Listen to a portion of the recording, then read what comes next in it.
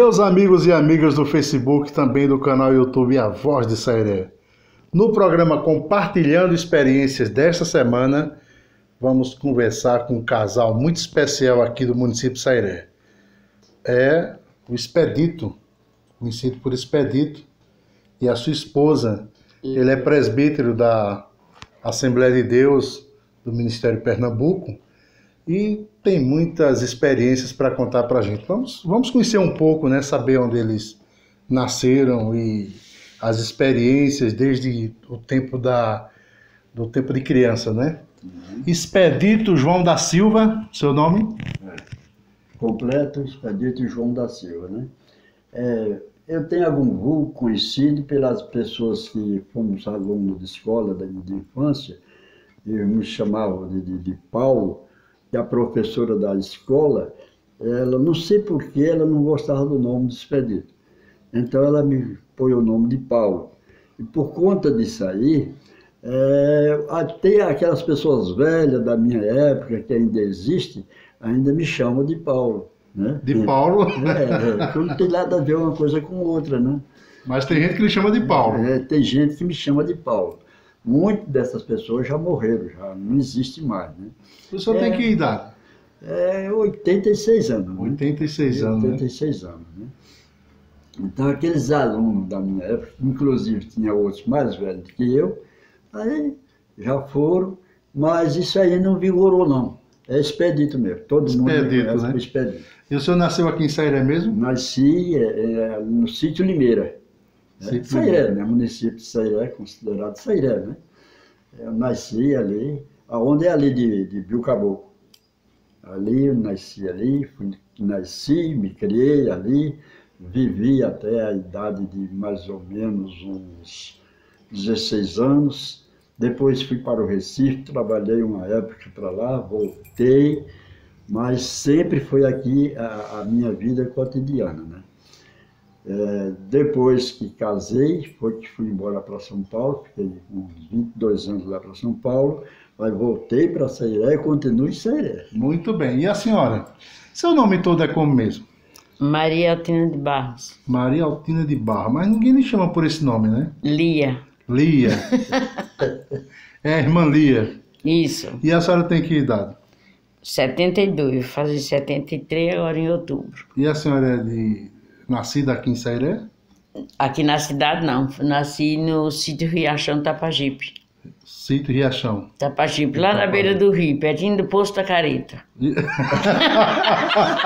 Poço da Careta? Onde é que é esse Poço da Careta? Aonde morava Marluí, lembra onde morava Marluí? Sim. Fina da Marluí? É ali perto do chamado Poço Fundo? Não. Para baixo um pouquinho. Para baixo. Para baixo um pouquinho. Pra baixo Poço um da pouquinho. Careta. Poço da Careta. É ali da Marluí para frente, tinha uma casa no Lajeiro, foi ali onde eu nasci. Muito bem. E até hoje se chama Poço da Careta? Chama, Poço da Careta. E vocês, quer dizer, Limeira e Riachão Tapajipe são sítios vizinhos, né? Vizinho. Vocês se conheceram ainda muito pequenos? Não. Não, eu vim conhecer Lia, eu já era, porque eu tenho duas famílias, né? A primeira família, com a primeira mulher não deu para a gente viver, se separamos. Aí depois, com uns anos depois, foi que eu conheci a Lia, me casei com ela, vai fazer 53 anos que nós estamos casados. Somente 53 anos? Não, 51 anos. 51? É 51 anos. 51 anos, foi agora em junho. Estamos casados, né? Pronto. Mas a diferença que tem é do lugar que ela nasceu para o lugar que eu nasci. E a gente se conheceu, quando eu conheci Lia, ela criança. Eu vivia com a outra família e eu vi ela criança, né? E eu nunca passava pela minha cabeça que aquela criança um dia fosse minha esposa, né? E o tempo foi correndo, foi passando e chegou a ocasião que houve a separação. Ela, na época, já era moça com 21 anos, né? 20 anos. A gente se conheceu. Eu trabalhava de pedreiro, estava fazendo uma reforma lá na casa do pai dela, no engenho do velho, né? O seu sogro tinha um engenho. É. E Ambrósio. Era Ambrósio, né? Era Ambrósio, seu pai. Era. E, na realidade, era do velho Zé de Barro, o engenho, né? O proprietário era do velho Zé de Barro. Mas depois ele envelheceu, enfermou, não pôde dar continuação e o filho assumiu a responsabilidade. Então foi aonde eu conheci a Lia e a gente se casou e estamos até hoje na batalha, né? Muito bem. Como é que foi isso? A senhora viu o pedreiro lá e disse assim, rapaz, tá chovendo meu roçado. Pode falar alguma coisa? Será que a irmã Lia quer falar, hein? A senhora achou muito bonito, né? Com certeza. Mas, rapaz, que pedreiro bonito. Depois deu certo, né? Depois deu certo, né? Mas quem foi que começou a paquerar quem? Quem começou primeiro? Ele. Ah, foi o irmão Expedito, né? Na realidade, o início foi a minha pessoa, né? Só que eu guardei silêncio, né? Porque eu era uma pessoa muito silencioso nessa parte, cauteloso, né? Não gostava de avançar, né? Então eu guardei até que chegou a oportunidade. E depois de nós separados, com a primeira mulher, aí um dia, e surgia, por conta do contato que a gente vivia, muitas pessoas sugestionavam que ela tinha alguma coisa comigo. Não tinha nada, nada. Eu nunca cheguei perto dela, a não sei para cumprimentar, outra coisa não.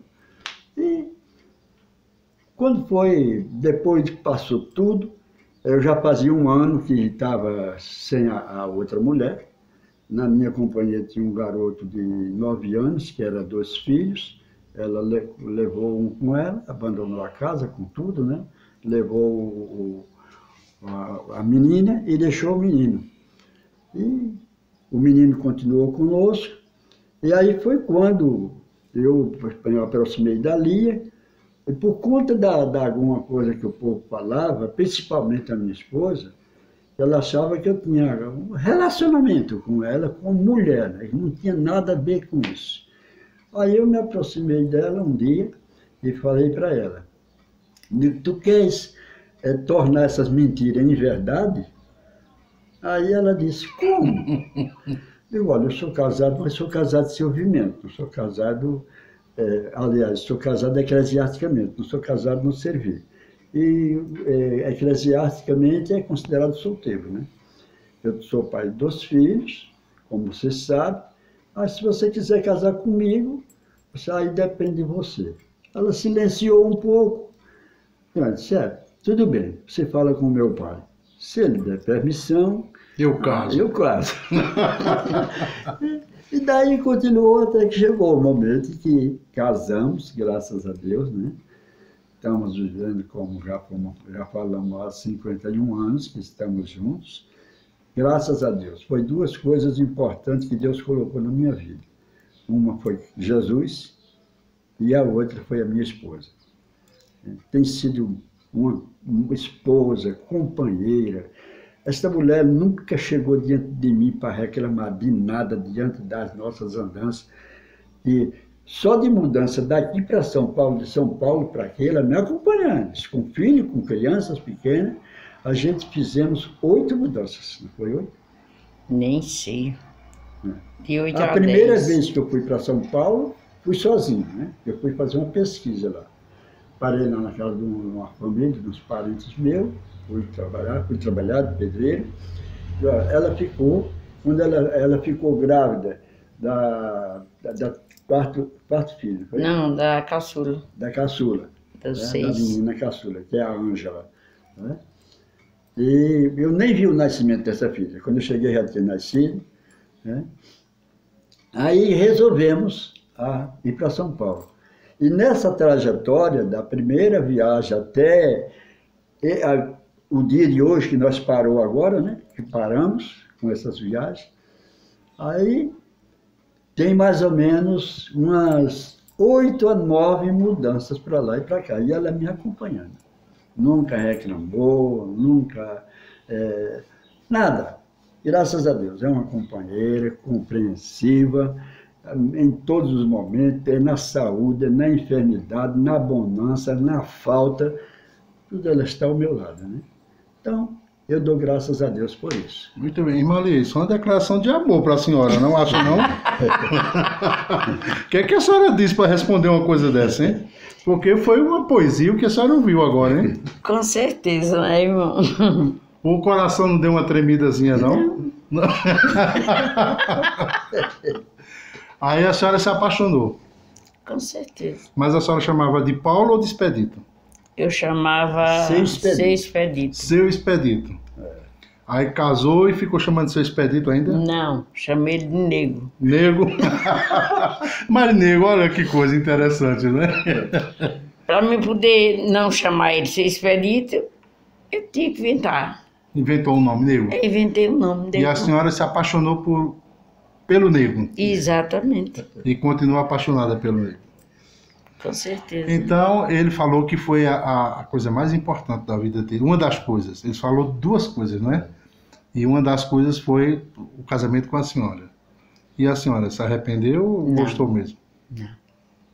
Graças a Deus, não. E desse relacionamento, são quantos filhos? 6. 6 filhos. Muito bem. Agora, a segunda coisa, o senhor disse que teve duas coisas que aconteceram na sua vida que foram fundamentais, foram importantíssimas, né? Um foi o casamento com a irmã Lia e o outro foi esse encontro com Jesus. Como é que é isso? Como eu fui criado, Oséias, numa religião católica, né? E eu até a idade mais ou menos de 30, 35 anos, eu acompanhava a Igreja Católica, né? Acompanhava assim, mas não como na época de criança, porque na época de criança, a minha mãe criou com um regime que ela aprendeu, ensinou, e eu vivi até a idade de mais ou menos 12, 13, 14 anos. Depois de eu adolescente, aí você sabe que as coisas vão mudando, os pensamentos das pessoas vão mudando, né? Eu continuei como católico, só que eu não dava aquela frequência na igreja. Para você ter ideia, eu estava com idade mais ou menos dos 9 anos, estava certo para ir para um colégio no Recife estudar para ser padre. Estava encaminhado para isso. Estava encaminhado para ser padre. Aqui nessa igreja católica daí, eu puxei corda de sino ali, acendi vela lá no altar, levei patena uma bandejinha que a gente leva debaixo do queixo das pessoas que vão tomar a comunhão, né? Eu fiz esse trabalho, balançava aquele turibo lá. Isso era coroinha? Era coroinha, né? E foi indo, mas sempre eu fui uma pessoa que analisava aquilo que era certo e aquilo que estava errado. E eu, diante da situação da Igreja Católica, a única coisa que eu vi diferente dos ensinamentos real da Bíblia, a idolatria. Bom, por conta disso aí, eu comecei a estudar a Bíblia, até que quando eu fui crente, não foi porque ninguém me convidou para ser crente. Eu fui de livre e espontânea vontade. Até que o próprio Jesus disse que erra o homem por não examinar as Escrituras, são elas que de mim testificam, que cuidarás nela ter a vida eterna. Então foi a Bíblia, né, que me levou a ser crente, e graças a Deus estou feliz até o dia de hoje. Permaneço como presbítero da igreja, graças a Deus tenho comunhão com todos os meus irmãos da igreja, né? O senhor já estava casado quando... Já. E a senhora foi na mesma época que ele? Os dois? Um mês de um para o outro. Certo. Muito bem. É. Agora, o senhor passou a fazer parte da igreja e depois o senhor foi assumindo cargos, né? Foi. Agora eu tenho uma pergunta que eu quero lhe fazer, eu acho que talvez o senhor não queira responder. E se não quiser responder, não tem problema, não responde. O nosso programa, ele é muito aberto. Se tiver uma pergunta que não quiser responder, diga assim, olha, esse assunto eu não falo. Certo. Mas um outro dia eu já busquei tentar um diálogo com o senhor, mas o senhor disse assim, Oséias, olha, eu não quero falar desses assuntos aqui com você, não. Eu fui informado que lá no passado, no tempo que o senhor era jovem, O senhor fazia umas mágicas e tal? Era. Aquele era um tipo de um truque comum. Né? Era um truque comum. Era um tipo de um truque comum. Porque tem a mágica real, que ela é de um procedimento satânico, demoníaco. É uma manifestação demoníaca. Né? Eu não aprendi isso aí. Agora, aquilo que eu apresentava, através daquilo que eu apresentava, dava a entender para o povo que era uma coisa extraordinária. Logo o povo daquela época era muito simples. Né? Com qualquer coisa eles acreditavam. Para você ter... Fosse hoje era difícil, né? Eu cheguei a brincar de mamulengo, com mamulengo. Né? Talvez você não conhecia, mas o irmão Cazu conhecia essa brincadeira. Eu brinquei em casa de pessoas, me chamavam. Era uma mala cheia de bonecos, de apresentações de animais. Tinha uma pessoa que me acompanhava, que me ajudava, me auxiliava. Armava uma cortina assim na sala, a gente ficava por trás e eu apresentava aquele trabalho. E apresentava também os meus truques. Para você ter ideia, eu tinha uma caçarolazinha e eu pegava um ovo, quebrava dentro daquela caçarola, punha um pouco de açúcar, um pouco de farinha de trigo, uma pitadinha de sal, tal, mexia para lá, mexia para cá e tampava, cobria com um paninho ali, na presença de todo mundo. Aí, quando era depois que eu ia apresentar aquilo ali, tinha um bolo, mas era um bolo mesmo. Só que o povo não entendia. E eu pegava aquela caçarola, entrava lá atrás daquela cortina para pegar a varinha mágica. Eu esqueci a varinha mágica, porque lá eu pegava a varinha mágica, mas lá eu virava ao contrário aquela caçarola, que era duas tampas. Uma tava... Olha a revelação aqui, hein, gente?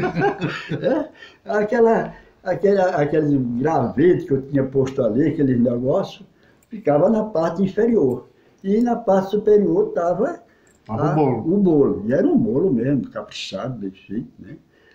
Partia, o povo comia, fazia aquela festa toda. Mas era um truque. Um truque. Agora, com relação à bebida, me disseram um dia que estavam com vontade de beber um vinho e o senhor chegou lá de um lugar e abriu uma torneira e saiu um vinho. Isso é verdade? É verdade. É verdade. Onde é que o senhor carregava essa garrafa de vinho que ninguém via? Eu não sabia dessa. Também tá aparecendo. Não era bem uma torneira, né? Eu já andava, quem tem essas superstições, ele deve andar preparado, porque ele pode ser fragado de um momento para outro e alguém pedir para fazer aquilo ali. Eu queria que você apresentasse isso e tal. Então eu já andava mais ou menos preparado, né? E uma ocasião a gente estava dentro de uma mata lá, e os moradores lá do engenho, né? Eu disse, mas rapaz, eu sei que tu fabrica vinho, né? Dá para fabricar vinho? Não dá. Por que não dá? Tinha um pé de murici, né? Você conhece a árvore, é uma árvore, né? Um buraquinho, então pusemos um caneco e apareceu o vinho. Mas só que o vinho não vinha do murici, não, meu Deus, já estava no caneco, aqui eu capeava o povo. Já estava no caneco. Olha aí, revelando a mágica do passado. A senhora não sabia, hein? Não foi do meu tempo, não, foi com a outra família. Às vezes, naquele tempo aparecia muita moeda, né? E tinha um truque que passava a moeda no braço assim, e aquela moeda sumia. Mas você podia aparecer moeda, que você ia passando do braço e ia desaparecendo. Mas o truque estava nas duas mãos. Por exemplo, eu pegava a moeda a primeira vez com a mão direita.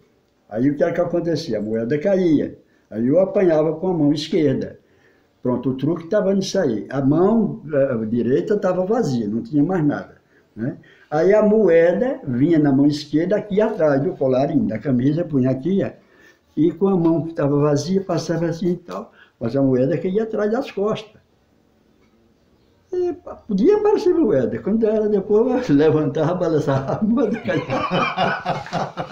Caía as moedas todas, hein? Isso era a diversão do passado. Né? Ah, isso nunca fez vantagem com isso aí. Era só uma brincadeira, né? É brincadeira. Olha, José, aonde opera a mentira, não existe a verdade. E aonde não existe a verdade, não há bênção. Não há bênção, não prospera não, né? Não prospera. O homem só prospera, mesmo com prejuízo, mesmo com dificuldade, quando ele fala a verdade. Foi por isso que Jesus disse: conhecer a verdade, e a verdade vos libertará. Né? Com mentira o homem nunca fez, nem vai fazer nada. Então, no passado, quando convidava assim Expedito ou Paulo, né? Aí já sabia, tem mamulengo, tem mágica. Aí o senhor, na profissão, o senhor foi pedreiro, quer dizer, o senhor já foi artista, né? Já. Já foi artista, pedreiro, agricultor. Trabalhei, olha, na agricultura eu trabalhei com toda espécie de agricultura. Só não como hoje, né? Hoje é diferente, com agrotóxico, essas coisas e tal. Aí, naquela época a gente plantava na terra, o único adubo que a gente colocava nas lavouras era adubo natural, orgânico, né? Um estrumo de curral, nem estrumo de cibaria, que era fezes de cavalo, muitas pessoas não usavam para pôr em algumas lavouras, né? Por conta que não fazia bem para a lavoura. Ou era um esterco de gado, um esterco de bode, era que a gente usava. E tinha a terra nessa época era fértil, muitas vezes a gente não precisava nem colocar nada. De galinha, esterco de galinha. Pronto, que era um dos adubos também que a gente usava, né? Pronto.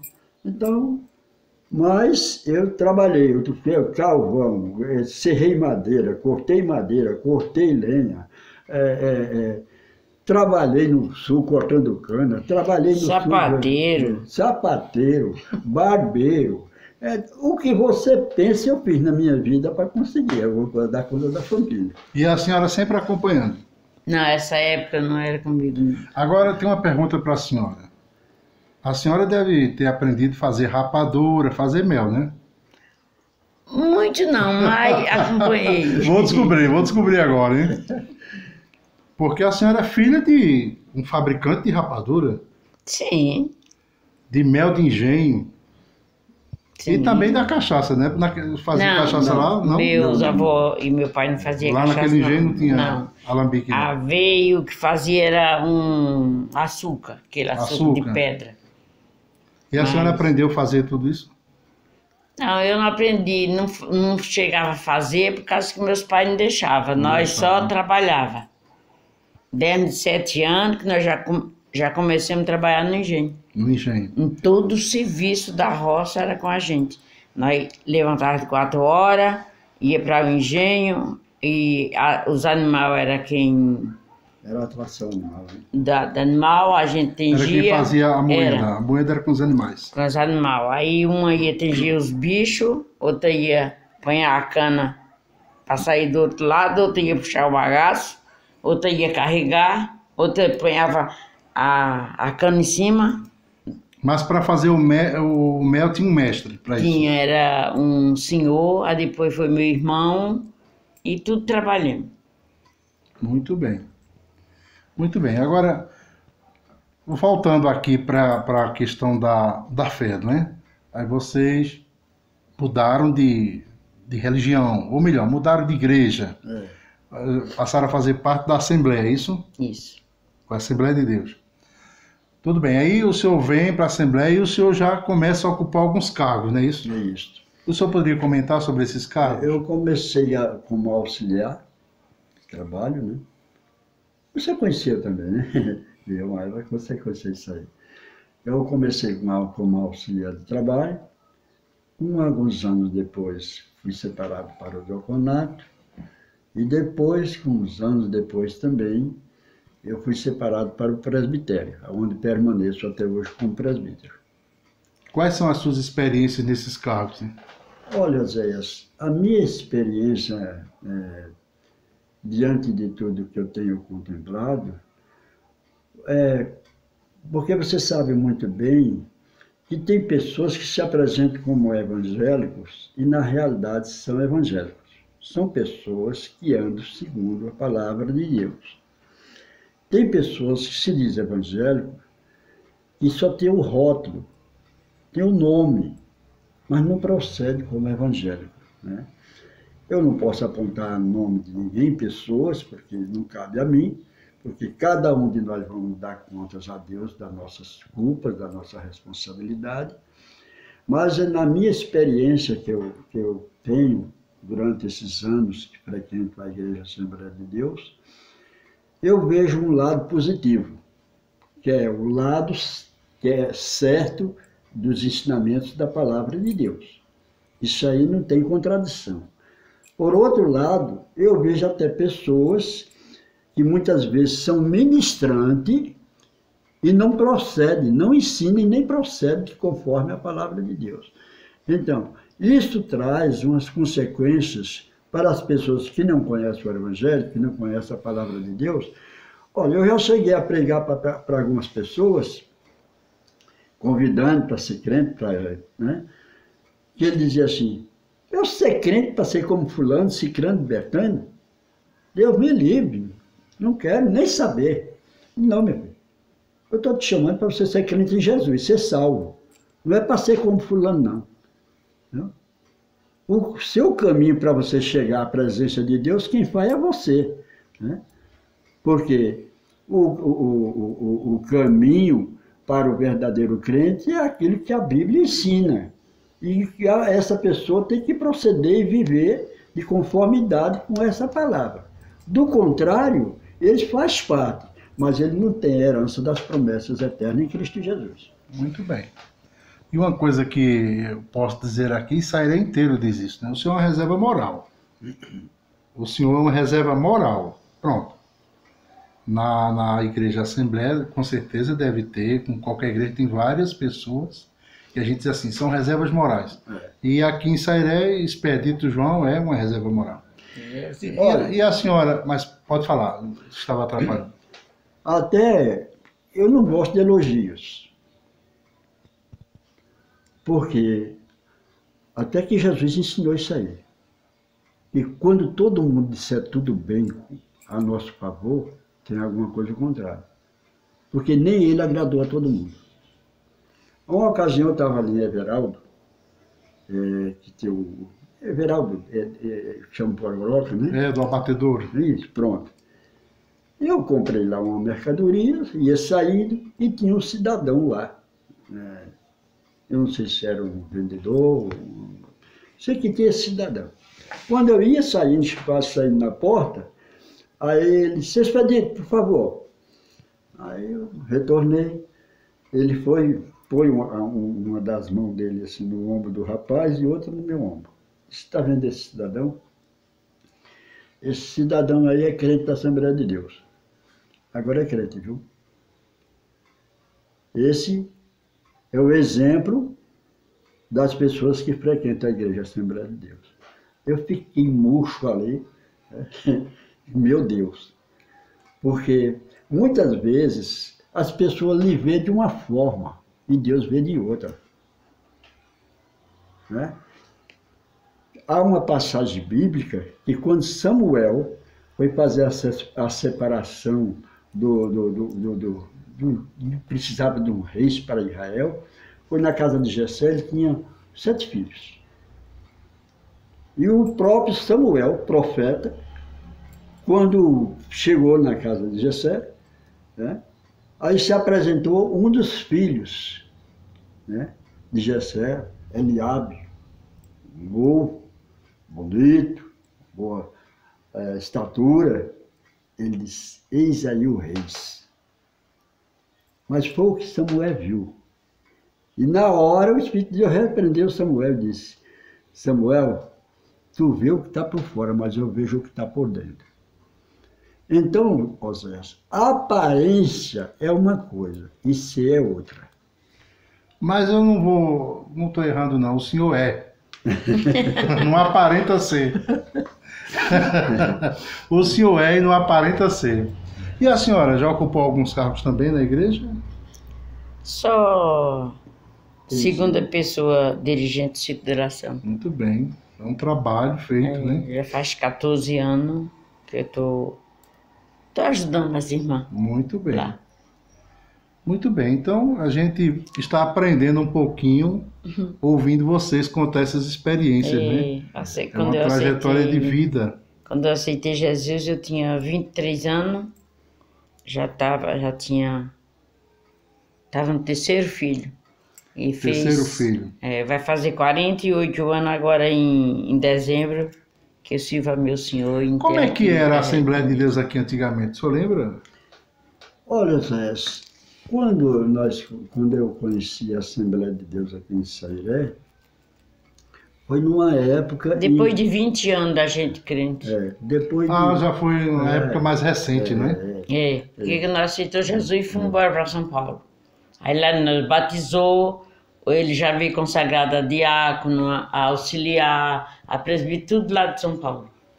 Os meus cargos ministerial começou como auxiliar, como diácono, presbítero, mas foi tudo lá em São Paulo. Lá em São Paulo, aqui chamam reconhecido só, né? Isso.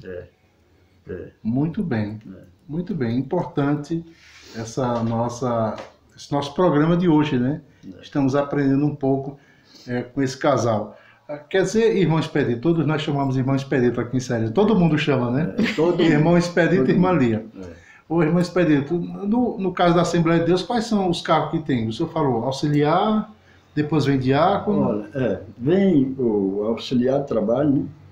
Que é uma experiência, aquela pessoa submetida a uma Está na base, né? Exatamente. Depois, se de acordo com a continuação da conduta dessa pessoa, aí é separado para o diaconato.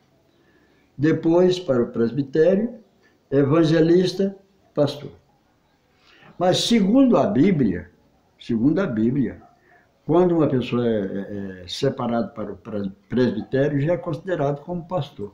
Como pastor. Como pastor, porque o presbítero da igreja, ele faz todos os trabalhos da igreja. Ele faz casamento, ele faz noivado, ele ministra a Santa Ceia, ele prega o evangelho, ele sai já uma parte de evangelista, né? Porque o evangelista é aquela pessoa, por exemplo, o evangelista ele chega numa cidade, tem um lugar necessitado, carente, ele começa a pregar o evangelho ali forma às vezes uma congregação e tal. O que acontece? Esse evangelista passa direto para o pastor atual e ele vai para outro campo. Era o trabalho de Paulo, né? Paulo fazia isso aí.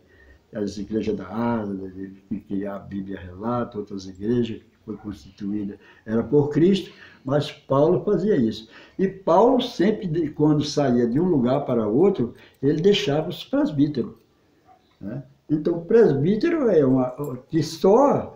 que eu vou ser muito franco.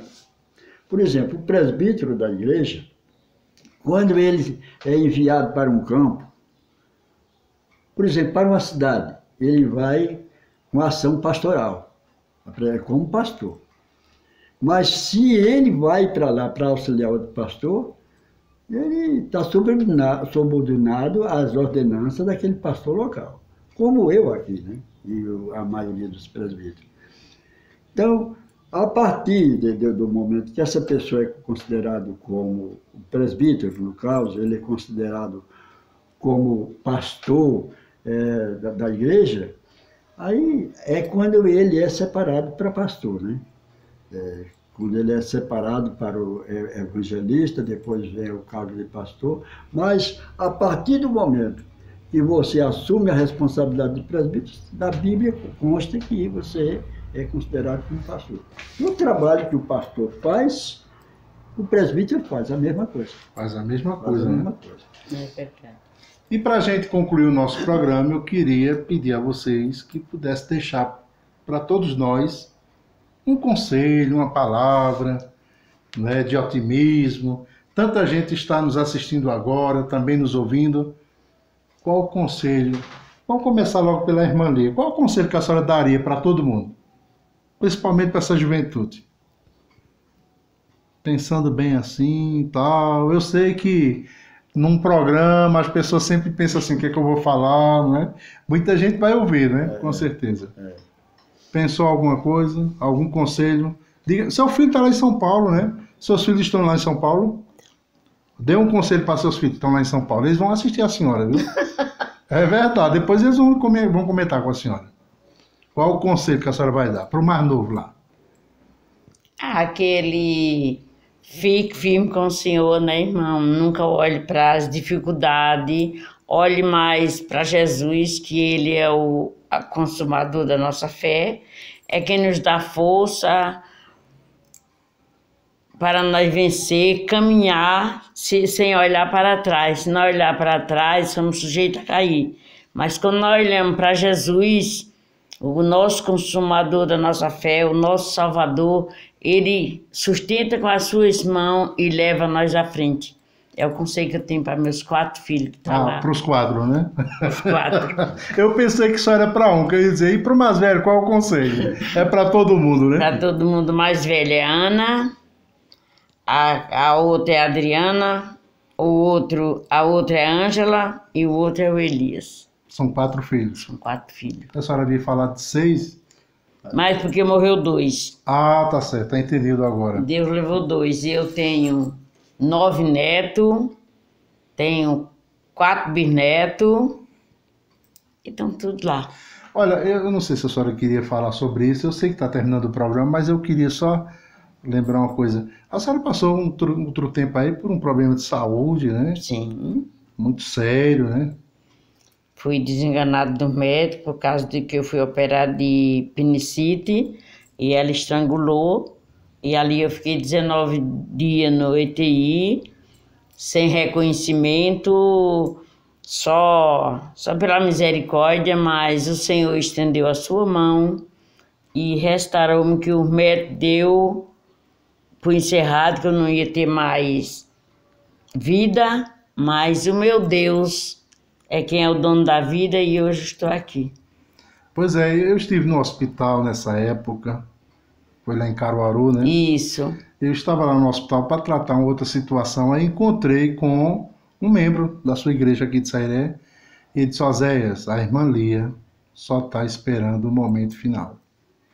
Eu tive um susto, na verdade. Como assim, irmã Lia não tem mais solução? Os médicos já disseram que não tem mais solução. Exatamente. E aí, aconteceu um milagre na sua vida? Graças a Deus. A senhora atribui a um milagre? Com certeza. Muito bem. É uma história. Outro programa a gente vai contar essa história, com certeza. Foi um milagre do maior que Deus já pôde me dar, Zé. Pois é, ela chega a se emociona. E eu acho que todo mundo se emocionou, porque foi uma preocupação. A senhora é muito querida aqui em Sairé, a senhora sabe disso, né? A senhora sabe, aqui né? Graças a Deus, eu tenho uma família, tenho meus irmãos da igreja, tenho um filho que não é da minha entranha, mas é aquele carinho de mãe, carinho de filho, esse mesmo que vai com a gente amanhã para Caruaru, eu sei que você conhece, é o Marquinho, conhece, sim, né? Sim. Presbítero Marquinho. Aquele casal são uns filhos que Deus nos deu para a gente adotar. Muito bem. Eu não mereço, mas o meu Deus é dono de tudo. Muito bem, interessante. E agora, irmão Expedito, que mensagem o senhor deixa para a gente? Olha, Oséias, até porque tem horas que você fica, como diz aquele provérbio popular, entre a cruz e a espada, né? Você não sabe Mas o conselho que eu devo falar, principalmente para a sua própria pessoa, que eu considero, respeito muito a sua pessoa, o seu pai, a sua mãe, essa família. Eu tenho uma consideração pelo irmão Cazuzu, além de irmão na fé, como se fosse uma pessoa, membro da família. Né? Então, o que eu desejo para o irmão Cazuzu, eu desejo para o irmão. Certo? O irmão sabe que eu lhe conheci em uma época como crente da Assembleia de Deus. É verdade. Não é verdade? Agora eu não vou te perguntar o porquê você não continuou ou deixou de continuar. Né? O conselho que eu deixo para você, meu filho, é o seguinte, principalmente para a sua pessoa. Levanta a sua cabeça e saiba uma coisa, que sem Jesus ninguém pode vencer na vida. Sem Ele. Né? Há várias religiões até prometendo coisas muito maravilhosas, riqueza, muitas coisas boas. Mas a Bíblia diz que a maior riqueza de um homem não é aqui na terra. Como nós já falamos no início, de casa, de propriedade, tudo que você tem, você vai deixar aqui, meu filho. Tudo. Tudo. Você vai deixar amigo, amiga, prefeitura, cargo que você tem da prefeitura. Você podia ser o governador, o presidente do Brasil, mas isso tudo ia ficar aqui. Agora tem uma coisa que é dada por Deus, que é a salvação da nossa alma, que essa não tem preço. Então o conselho que o senhor dá para todos que estão nos assistindo agora é que fique preocupado com essa questão da salvação. Da salvação. Né? Porque de que adianta o homem viver aqui na terra tantos anos e depois da morte não ter a certeza de um lugar de paz? Né? Porque a Bíblia diz que após a morte o homem segue ao juízo. Você vai colher aquilo que você plantou, aquilo que você escolheu. Certo? Se você plantou bem, você vai colher bem. E se você plantou mal, vai colher o mal. Né? Isso não é a vingança de Deus. Porque Deus já declarou isso desde Moisés. Quando Moisés disse para o povo de Israel, se eu hoje te proponho 2 caminhos, escolhe a vida e a morte. O homem tem a opção de escolha. Mas a vida quem estava onde? Em Deus, na obediência. E essa vida é Cristo Jesus. Ele disse, eu sou a ressurreição e a vida. Ninguém vai ao Pai, a não ser por mim. Muito bem. Irmão Expedito, para a gente terminar mesmo a nossa entrevista, o senhor pode deixar uma bênção para todas as pessoas que estão nos assistindo agora? Com certeza. Né? Evangélicos, não evangélicos, porque eu considero as pessoas não pelos procedimentos de algumas pessoas. Eu considero as pessoas como seres humanos. Como eu sou carente das misericórdias, da graça de Deus, quero usufruir da bênção, da paz de Deus, é o que eu desejo para todos. Muito bem. Que todos sejam participantes, que tenham o privilégio de levantar a cabeça e ser herdeiro de uma coisa que você não pode herdar aqui na terra, né? Que é promessa de Deus. E quando Jesus se manifestou, foi para trazer essa paz para todos, sem exceção de pessoas, né? Agora que o homem tem que procurar, tem que procurar. Muito bem. Não é? Meus amigos e amigas, hoje assistimos no programa Compartilhando Experiências, essa entrevista com o casal, o presbítero Expedito João e também sua esposa, não é, irmã Lia. Eles têm feito um trabalho muito interessante aqui no município de Sairé, e é um saireense que conhece a nossa cultura, as nossas tradições, o nosso povo, né? Na próxima semana teremos mais um programa Compartilhando Experiências e espero que você possa continuar nos acompanhando. E na próxima semana, como eu já falei, mais novidades no programa Compartilhando Experiências. Até lá. Muito obrigado a você que assistiu esta matéria, a este documentário. Esperamos que você possa compartilhar para que muitas pessoas tenham acesso a toda essa temática tratada. Em breve nos encontraremos.